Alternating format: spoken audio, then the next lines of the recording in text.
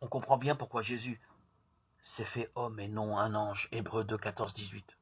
Homme tout ordinaire comme les autres hommes, et donc comme eux, enveloppé de faiblesse, Hébreux 5, 2. C'est ainsi qu'il affronte la tentation pour devenir un grand prêtre, compatissant et miséricordieux, qui ait connu lui-même l'épreuve et qui soit par là capable d'aider ceux qui à leur tour doivent la traverser, Hébreux 2, 18. Car nous n'avons pas un grand prêtre impuissant à compatir nos faiblesses. Lui-même a été tenté de toutes les manières possibles, semblable à nous, en toutes choses, excepté le péché. Hébreux 4, 15.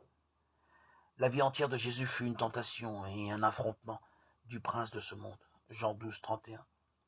Les innombrables guérisons qu'il a opérées, les résurrections de la mort qu'il a obtenues de son Père, les démons qu'il a chassés, dépossédés, autant de signes de son combat contre le mal.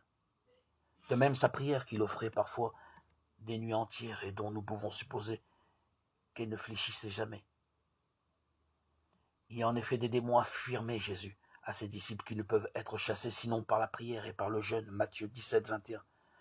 Ce combat contre le diable connut son apogée dans les grandes tentations qui encadrent la vie publique de Jésus. La tentation des 40 jours de jeûne au désert et la dernière tentation, au cœur même du mystère de sa réincarnation avec ses deux étapes, le jardin des Oliviers et la mort en croix.